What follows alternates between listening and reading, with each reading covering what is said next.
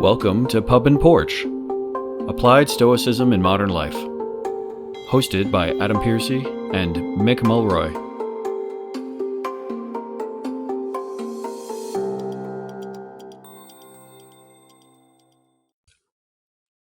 Okay, welcome back to Pub and Porch, Applied Stoicism. I'm Adam Piercy here with my co-host Mick Mulroy.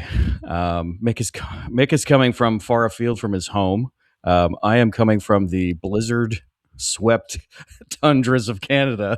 There's a large snow event happening here of about 40 centimeters expected. So it's about 16 inches is max what we'll see. Great for me though, because I'm a cross-country skier, and cross-country skiing does best on natural snow. So we have to be careful not to like, although I'm going to be locked inside all day, I have to be careful not to take into account the fact that we'll get good snow. So I am in DC, where it is supposed to be 17 inches of snow today, which is unusual for here, which means the entire U.S. government is going to close down tomorrow, because I've actually been, when I was at the Pentagon, they closed down the government once because it was too windy. That's a true story. So I think sometimes people just look for reasons. But this is an actual reason. Is it like, why is it like, does the wind like blow over the top and it like whistles? Like, is that kind of one of those things? It's such a weird. But this is for real. I mean, I live in Montana, as you know, so they don't close anything for snow. But I think a lot of places, to be fair, because a lot of people up north, I'm sure Canadians, are kind of just baffled by the panic of snow. But I think a lot of it has to do with they don't have the same like equipment. Like they don't invest heavily in snow removal in Texas. Yeah. Right. So when it snows, it's just it's ice and I tell this story sometimes about snow when I was in England. So England didn't get snow for a very long time. Back in the Dickensian era, Charles Dickens, when he wrote Christmas Carol, there's snow on the ground. It's like snowy London. People are like, it doesn't snow in London. It used to. And then when I was living there from 99 to 04, or 03, excuse me, it snowed there for the first time in like 20 years or something like that, right? And I remember watching this Mini Cooper, like an original Mini Cooper, and some of the old ones had like wheelbarrow tires. Like that was because it was a very low cost car. Really? It was like pirouetting through a roundabout on this, and there was like a film of snow. It was barely snow, right? And my father and I are kind of like, well, okay then. And it's just, I think it's an interesting thing. But one thing I'd remind people though when they come here, because I speak to a lot of people from all over the world, because when you work in the space program, right, you'll get people, expats from ESA or JAXA or NASA, right? They'll work for commercial interests eventually. And they're kind of like, well, how do you deal with it? And I said, well, the one thing you have to do is you have to get something to do outside, right? So I'm a cross-country skier. I'm a masters racer, cross-country skier here in Ontario. And it's that thing where it all of a sudden you have more freedom again, because if you view the snow as I don't go outside, you are locked in for 6 months of the year, right? And we're, of course, hockey's big. I think a lot of people disregard the fact that we do other things in Canada as well, like curling. My father's a curler. He curls in the citywide tournaments here in Ontario. But ultimately, it comes down to it that you have to do something. And I know you're a runner, but you do a winter sport, I think, right? You do. My main sports, which is interesting because we were just looking up the early Stoics, as boxing and running. Right. So Cleanthes was a boxer, and then Chrysippus was a runner. Right. So kind of the, I guess the Irish sports, if you will. Those have always been my sports. I live in Montana and I know how to ski, but I'm not, nothing to write home about. I do like AT skiing, which is like a version of cross-country skiing, right? It's just the skis that they use in the military. That's how I got familiar. Because you can go downhill, block your binders, and then you can go cross-country, if you will. They're just big, thick skis. Yeah.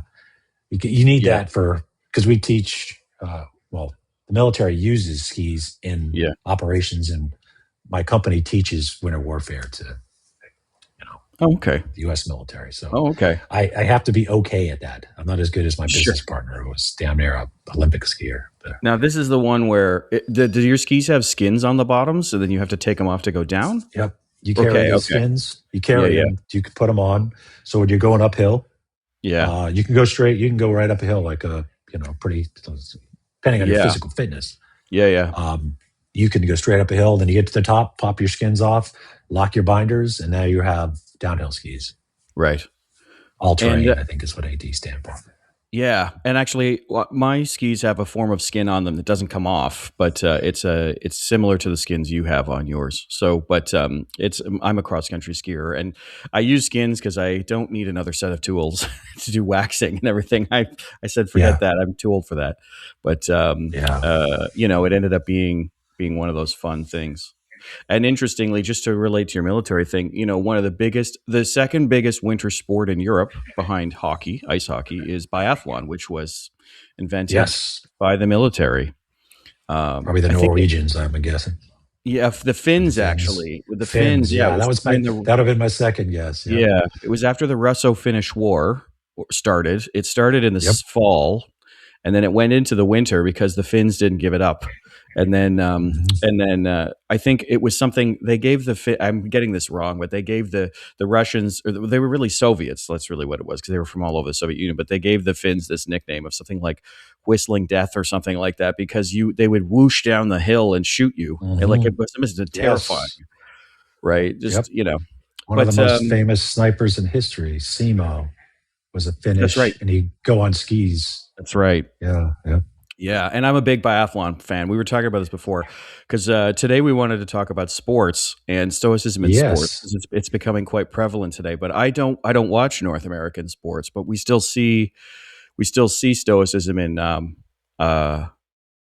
sports that are less prevalent in North America, I would say, because being in Canada and the US, right, we're ruled, I would say ruled is the wrong term, but we are dominated in the industry by the one that, like, the major leagues, right? Baseball, hockey, basketball, football, and golf, I guess, is the other big one, probably. Yeah. Absolutely. And we're talking about Stoicism in sports, which is actually, we oftentimes talk about how the military has had such a prevalent connection to Stoicism in science, I think, but also sports, right? Sports since the beginning. And we already highlighted, right after Zeno. So the next two leaders of the school of Stoicism were athletes, boxer, and then long distance runner. But essentially, every time I've gone to, and both you and I go to Stoic events. Every time I've gone to speak at a Stoic event, there's been an athlete.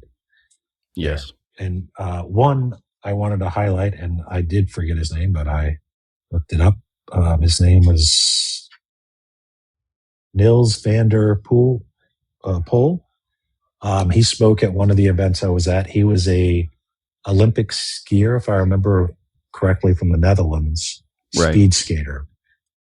And his sport, which is really interesting, he starts not to steal his stuff, but we're highlighting him, so I feel it's okay.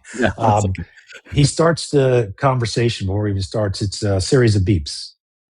It's like, and they're beep, beep, beep, beep, beep, beep, like that. It's just like, it's almost like sounds like one sound. Yeah. Right. Then he says, the first beep and the second beep, that all took less than a second to all beep, is the difference between 8th place and 1st place. Right. So whether you are the winner, the gold medal recipient, or you came in 8th place, it's literally that short of a distance. Right. And he grew up with that. And he talked about how intense that was, because, a lot of sports, and you already referenced some sports, you can make a mistake. You can, your teammates can, help you out, make up for you. It's not fatal, like any mistake. But his sport, any mistake was fatal as far as winning, not fatal, like obviously, like they take you out back and shoot you. So it was very fascinating, because you never really think about it that way. I think he was somewhat of a child prodigy, and then everybody expected him to win Olympics. Uber amount of pressure on him. He beat himself up a lot, but then he found Stoicism, and he really focused on the principles of it when it came to the ability to be physically and mentally tough, to have the discipline to do the needful, and to let go of the things that you really couldn't control. And in his version, that was, I'm going to do everything the best I can. And if I win, I win. And if I don't, I don't. And I know that's a simple thing to say, but he believed that his over-focused on what's going to happen caused him to make the mistakes. You see what I mean? Yeah. I'm paraphrasing all the stuff he says, so I don't mean to be stealing his story, but I think it's important. And, obviously he wouldn't be telling a story if he didn't win the gold medal, right? And it came in eighth. No.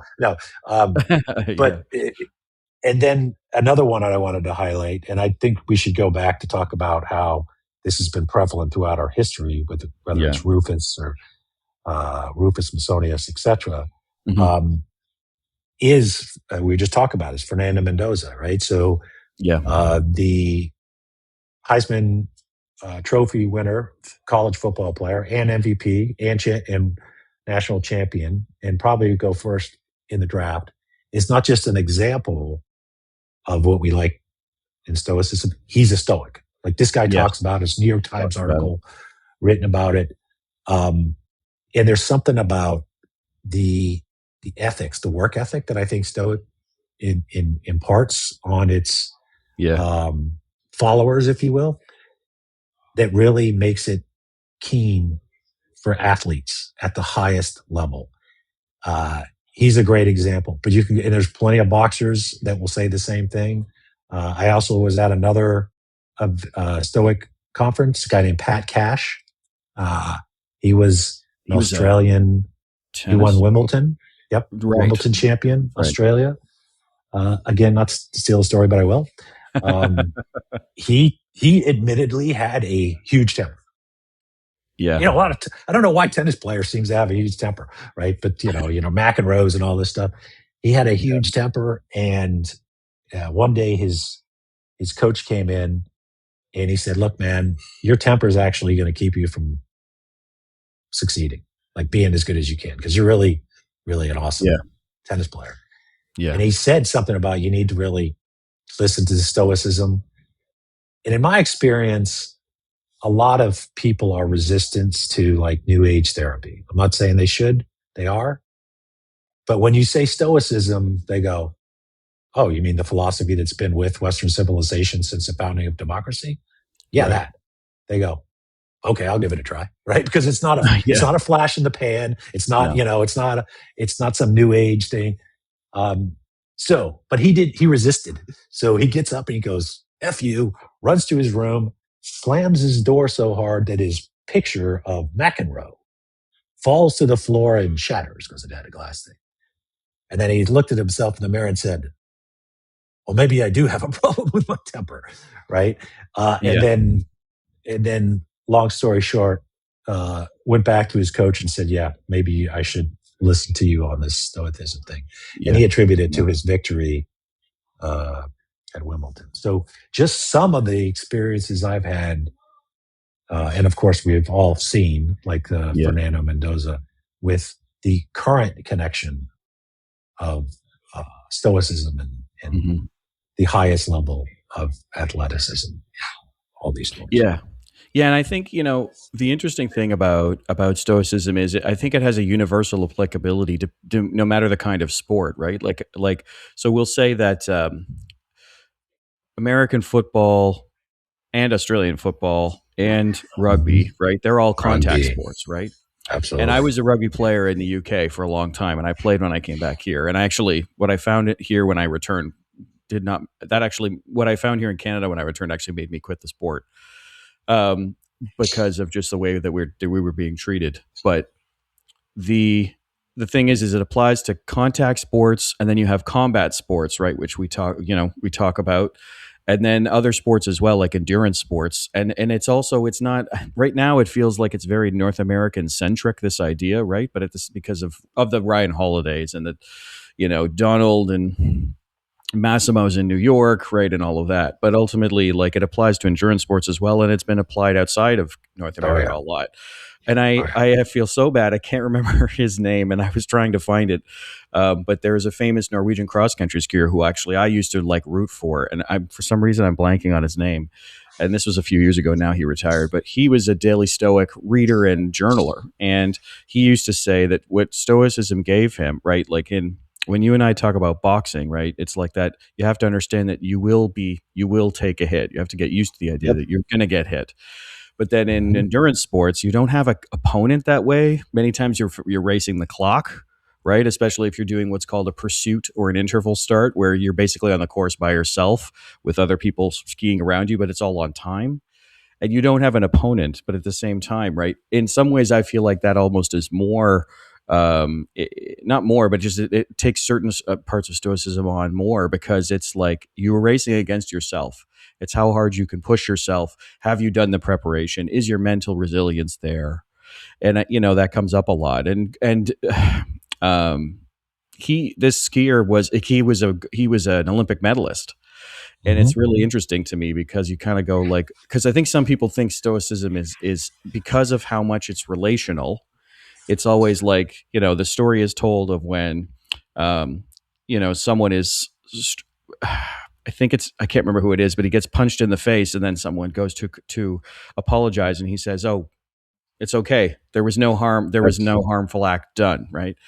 And that is a clear example. But there's this other example of just like, this is the obstacle is the way is a great example for me. Like when you got to climb that hill on cross country skis, and there's a big one. There's a big one at the end of the Tour de Ski at a place called Val di Fiemme, where it's like a 30 or 40 degree climb for about 15 minutes straight. It's so steep they have to snake you up the hill, like in this curving snake.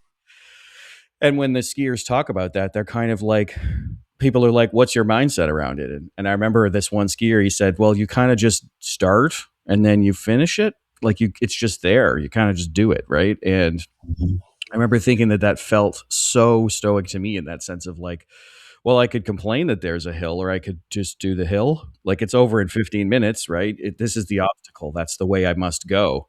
And it's always interesting to me. You see a lot about people when you watch them climb a hill like that on cross country skis, where you're like, wow, that is like, it's at some, like even the top skiers in the world. So you're Jessie Diggins who's American actually. And she's the world number one right now, or Johannes Hosflot Kleibo, who is the men's tour leader right now. And they both won their Tour de Skis as well.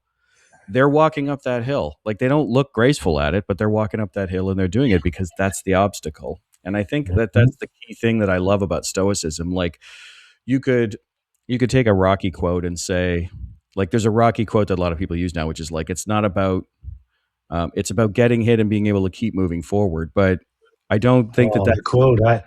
The quote is, it's not whether you get knocked down, it's whether you get back up.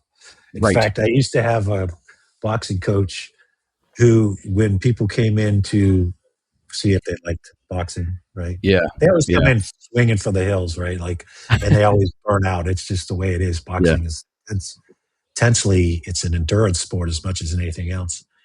He'd always I'd say, what do you look for? Do you look for like speed? Do you look for like how strong the person is? He would say, I just look how fast they get back up. Yeah.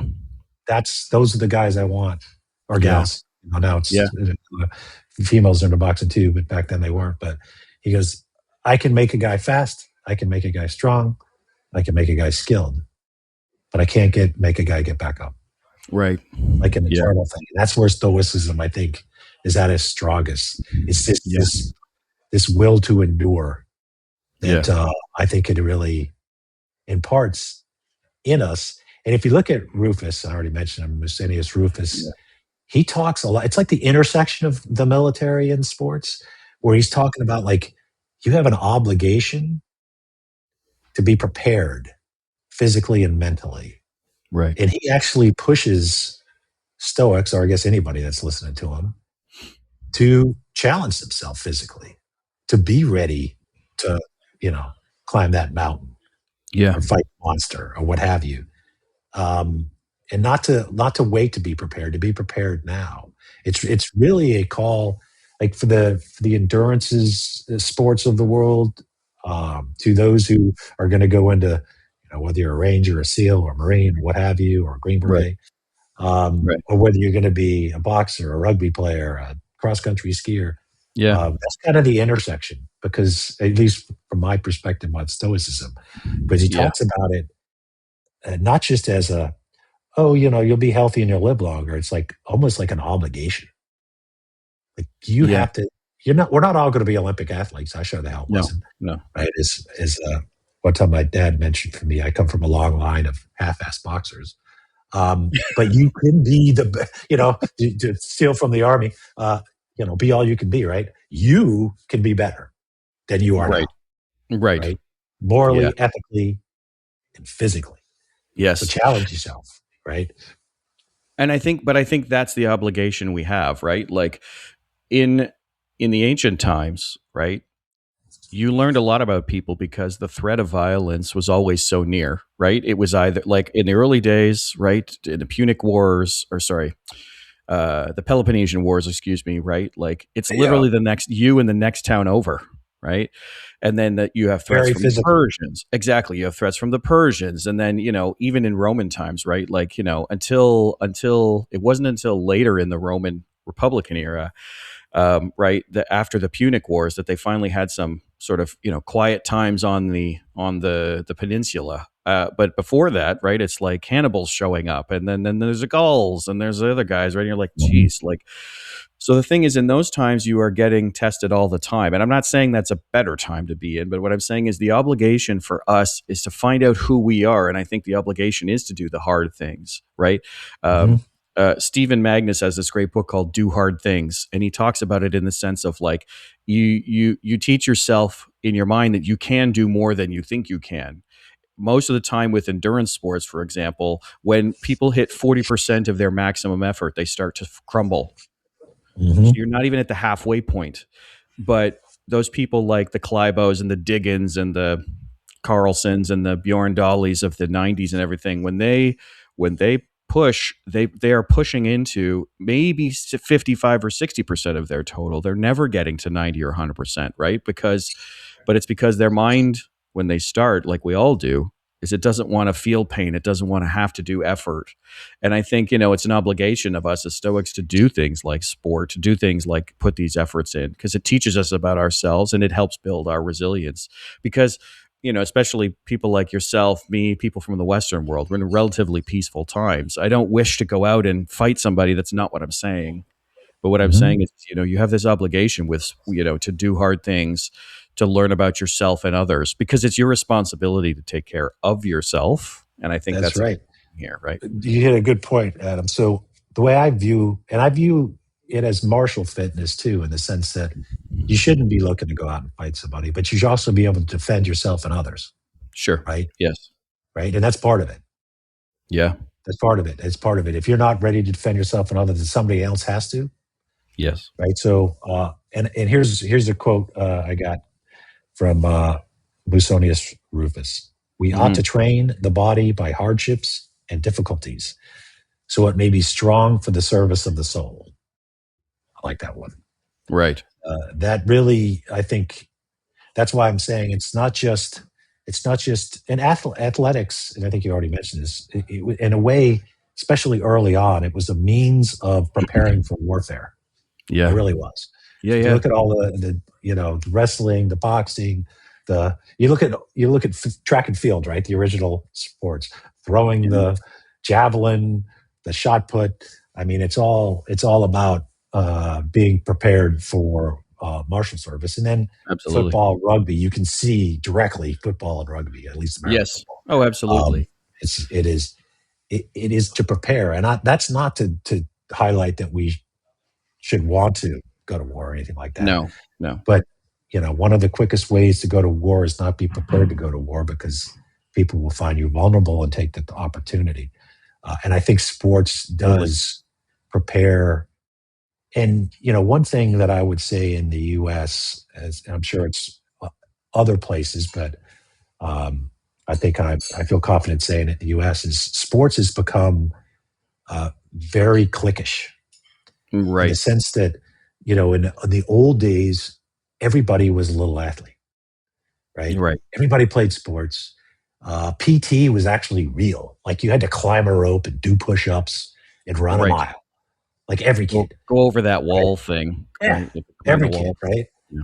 Now you got these mega schools in the Mm. US where a fraction play sports and nobody else does. Yeah. And PT's a joke. If you say you don't want to do it, then your parents will come in and say, it's torture for my kid to run a mile. And so they just say, okay, well, hell, you just sit on the sidelines and don't do anything. So we end up with, in the US, and I'll criticize my own country a little bit here, some of the best athletes in the world and some of the worst shaped people in the world Yeah. right next to each other, It's very right? but a I mean, dichotomous, it's yeah. true. Like No, you'll say, yeah. like, look at the Olympics and you'll go, wow, you guys got great athletes. And then you look at tourists and you'll go, why is Wow. everybody 45 pounds overweight? Yeah. And I'm not picking on overweight people, Yeah, but but it's not healthy, mm, right? yeah. And it also does not. And then for my line of work, the military's like, they can barely find young people physically qualified to serve in the military. Right. They've never been asked to run a mile. They've never been told do push-ups and I'm going to count them. Right. Right. It's become an issue in society that not only makes you less prepared, for your defense, but that's just one section of society, but Yeah. also much more unhealthy, which is bad for everybody, bad for Right. society, especially in a place like Canada where you have, your medical system is for everybody, which is great, but that It really does, does but require yeah. people to be physically care Yeah. about their own Yeah. physical fitness, right? Yeah. At least to a certain extent. And it's not.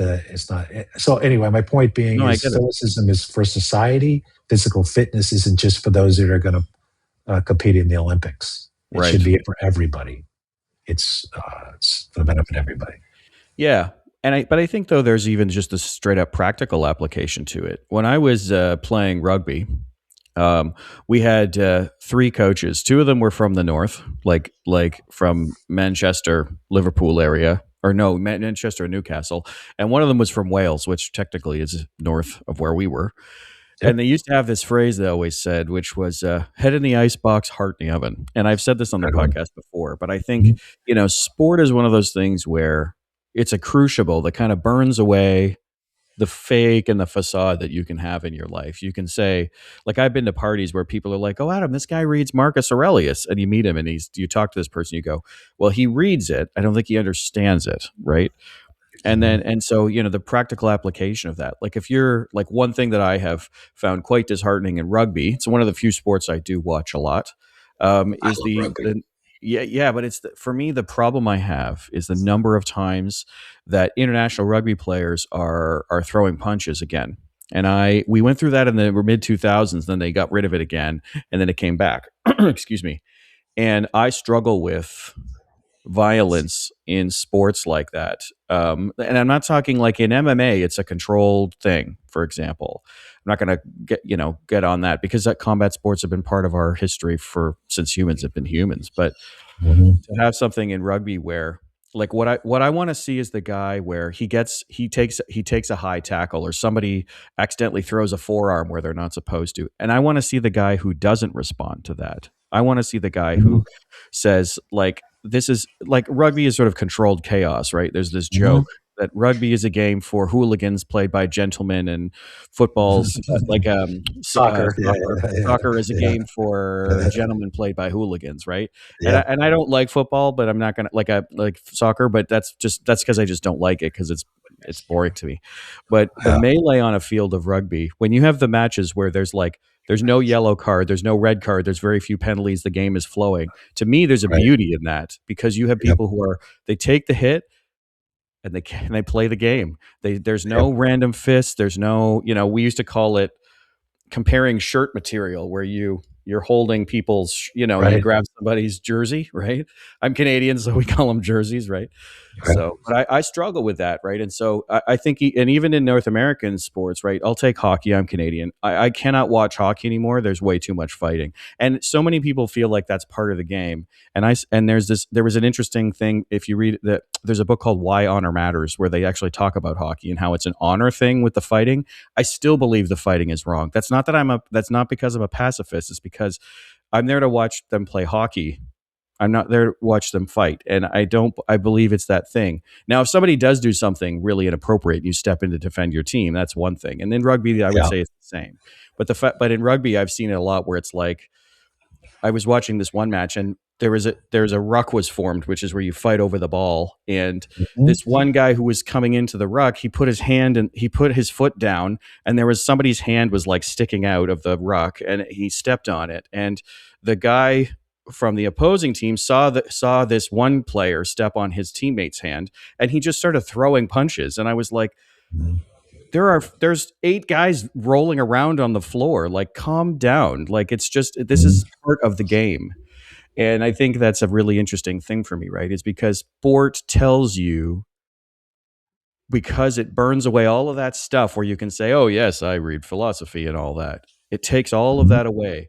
And those split second responses that we have as human beings, it tells us where we are on the barometer of our progress as growing up, as maturing, as doing things. And I think that's really important. This is a very long-winded way to get there, but ultimately, like, those phrases like head in the icebox, heart in the oven, or, it doesn't matter about getting hit, it's about getting up and moving forward. I think is really, those things to me are incredibly important because we don't see the tests every day like we would have when we lived in a cave, and the next tribe over that you could see across the valley might come and take all your food or children or something like that, so right? I actually did play rugby. It wasn't big in the South. It is now, in college. And one of the things that really kind of stood out to me, and you I think you know much more about international rugby, is that at least where I played, it was almost as important the party that the host team threw after the game than whether you won or lost. They definitely were super competitive, don't get me wrong. But that's the only sport I've ever been involved with or seen where it goes from like this super, like almost warfare, to come over to my house and drink my beer and eat my burgers, and we're going to show you our pride is almost as attached to how well we treat our adversary after the game as it was how we competed. I don't know if that's actually an international thing. I know this is a podcast about rugby, but I always wanted to ask that, because there certainly was. There's two things. There's two things I always try to remember when it comes to rugby, right? Which is, the first thing, because I'll get that out of the way, is the referee's name is Sir. Shut up. I like that. You get a penalty. The captains are allowed to talk to him. And there's a very famous interaction with a very famous referee named Nigel Owens, where one of the captains goes on too long, and Nigel looks at him and he goes, I think it was a guy, I think his name was Jeremy, but this captain is just yammering on about, I disagree with this call. And the ref just looks at him, he goes, Jeremy? And Jeremy goes, yes, sir. And he walks right away. I should find this clip for you, Mick. I love this clip. But that's the thing, right? Is you understand that. Sounds like a Marine. Exactly. But the thing is that's the call of the game, and you have to move on and go forward with it. But the other thing is this camaraderie that you get, right? Which again relies on the idea that it's part of the game. It is just like, no one here is evil, right? They're trying to do what's right for the game, for their team, for their country, whatever it is.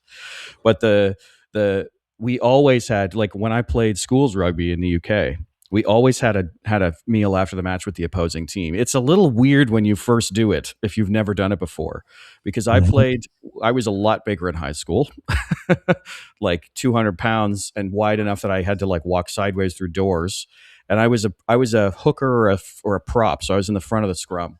And that's the one where you're looking across at a guy, you're looking at this guy, and your head's supposed to go there and his head's supposed to go there.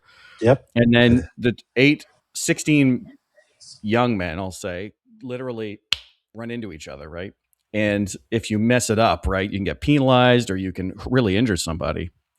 And then 90, maybe 120 minutes later, you're in a school cafeteria at a public school in England, and you're like eating beans and toast because they're feeding you.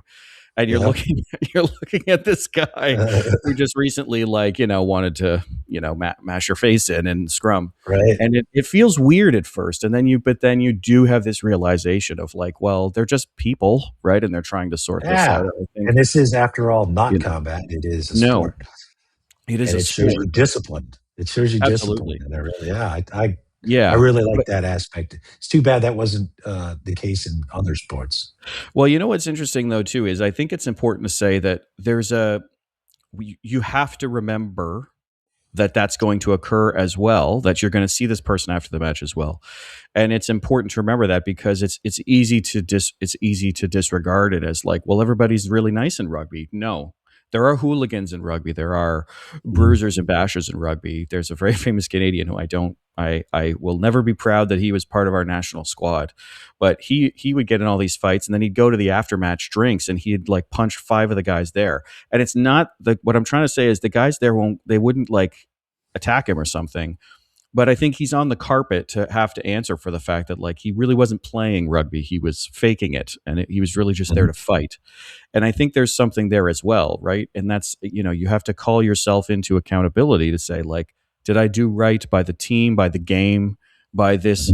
It's like a social contract. Like, we're going to hit each other, but we're going to do it in a controlled way. In fact, it's one of the things that I find challenging with football is it doesn't seem like American football, I should say, is it doesn't seem like there's as much reliance on appropriate tackling technique. In rugby, the first thing you learn is how to hit somebody safely, not just so that you don't get injured, but so that you don't injure them. That's totally. right. That's right. Because and that's the thing. There's this social contract between me and the other guy that I'm going to tackle him correctly, which right, so that it will reduce the chances of him being injured all over the place. And that's something that I think is really important to hold into account. And I think a lot of sport does have this, right? We talk a lot about rugby. It's an easy one. It's because it's a contact sport that has had some combat in it, I think. But I think it's sport a in general, sport. Yeah. But even then, I think all of them can have it though, right? Yeah. I think it's different things that we take, endurance sports tell you to push harder. Sure. Yeah. Combat sports make sure that you get up afterwards. But I do think that obligation we're talking about it runs through all of them. You've got to try, you have to push yourself through something hard, right? Like Ryan Holiday talks about, I don't know, ice baths or running or swimming or something like that. And I'm not saying that it has to be that, but you have to, you're basically checking in on yourself, right? Yep. I mean, when it comes to ice baths, I know we kind of make fun because a lot of people seem to start and end with ice baths when it comes to Stoicism. But I would say this for them, when we do winter training, one of the things that they do is they break the ice and make you drop yourself into it, right? Right. And you're like, what is this, some marine shit just to like torture a person? Well, yeah, probably. But the idea that you have done it and you have endured it gives you a confidence level going forward that if it happens by accident, that's the whole point. That you've been there before, right? And you don't panic, right? You realize, okay, I need to get out of this. I'm going to start not being able to move well. I'm going to start thinking stupidly. Right. I need to get all of my stuff, get into a sleeping bag. If you have to, jump in with somebody else, all that stuff. Yeah. It is to already prepare yourself. And I think that's what Rufus was talking about. That's why I just brought it up. Yes. I think he's saying, you've pushed yourself, not stupidly, physically, mentally, cold, heat, not eating, right? All these things, because then you can deal with it. Like you take the average person in modern society and you tell them they can't eat for a day, they freaking panic. They totally panic. Yeah. Right? When it turns out you can go 3 weeks without eating. Believe me, I do humanitarian aid around the world. You can. It's not good, but you can, right? But you take a person in a modern world and by God, they miss a meal and they think they're going to die, right? So it's part of what I think Rufus was talking about when it's talking about pushing yourself physically and mentally. It's not just the sports aspect and the athletic aspect. But also I wanted to bring out a point that with our favorite, or many people's favorite Stoic, Aurelius. He grew up. He did pankration. It's the boxing Yeah, wrestling. it's a mixture of wrestling and boxing. It's kind of like MMA from back in the Yeah, day. I think it's the original MMA, right? Yeah. But one thing I always took from it when I read about him doing that is whether you're an aristocrat or a peasant, Yes. sports is the ultimate Equalizer. equalizer, Yeah. right? That's what I used to be told about boxing. Like Yeah. half the boxers come out of prison, man, right? So you didn't have to go to some fancy pants school. I'm not dissing boxing at all, Yeah, obviously. yeah. I'm just saying that, like, it's not, who your parents were, whether you're wealthy or whether you went to a fancy university. If you can box and you win, then you are the champion. So it's a very equalizing sport. Yes. And Aurelius, I think, learned a lot from that, right? It didn't matter that he was an aristocratic Roman. Right. If you got in the ring and did pankration and you got your tooth knocked out, you got your tooth knocked out, right? So I do think that's another thing for people of all different economic strata when they're thinking about raising their kids. And we should do, I Yeah. think, multiple episodes on that. Yeah. Sports is an equalizer, and it's important Yes, for it is. kids to realize that it's their talents, not their, Yeah. anything else that Well, they look, should really hone. yeah, and I think, as probably a closing thought, right? Marcus actually takes the idea that he has learned from his past, that he has learned from these difficult things he's endured, and he actually writes about it in the Meditations. And I'll butcher the quote, but I will say he basically tells himself, he says, so you've done hard things, right? You've worked, you've had to overcome something in the past, right? Great. Does it mean that you will always succeed now? No, but it does mean that you can endure it. That you can make it through it, right? You've done this before, and you have to remind yourself that you've done it before.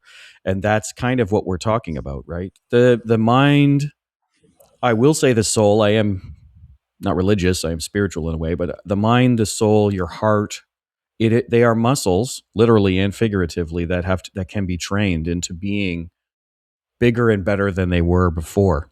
And I think that's something that Marcus takes very keenly as he goes into this. When he's fighting the Marcomanni on the ice on the Danube, he's remembering that, like, I've done this before, right? And he's Mhm. reminding his troops, we've fought this before. You are Roman legionaries. You know what you're doing here, right?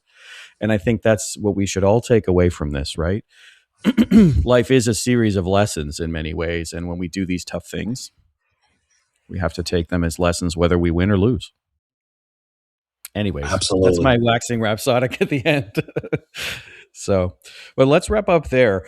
I think this is a great episode where I would say you and I are probably both really hoping to hear from the audience in the comments or email. You can find everything in the show notes for sure. But excuse me, info@pubandporch.com is our email. And, but we'd love to hear from you all, your experience with sport and your view of stoicism in sport today. I think we see it a lot more. So, do you have any closing thoughts for us on this topic, Mick? Well, if you're looking for some motivational speeches, I would recommend Teddy Atlas. He's a famous boxing coach. Mm. I'm telling you, even if you don't box, you just, as soon as you watch one, of course, the algorithm will send you 1,000. But it's like, I mean, they're real gut wrenching, and ultimately, it is not about whether you get knocked down. You will get knocked down. It's about whether you get back up, and that, I think, is not just the key to sports; it's the key to life, and that's where I'd leave that one. Yeah, great. I would say one thing is there's a famous rugby speech by a man named Jim Telfer, and he's giving it to the British and Irish Lions. And I would say look that up online. It's not for the faint of heart, but it is a great speech. So Put it in I the think, put it in the bottom. yeah, we'll put it in the show Yeah, notes. Yeah. So Teddy Allen, is that right? And Atlas. Like, Teddy Atlas and Jim Telfer. I'll put those together for them. All right. Well, thanks, Mick. This is a great one. So we'll hear you on the next one. Cheers. Sláinte.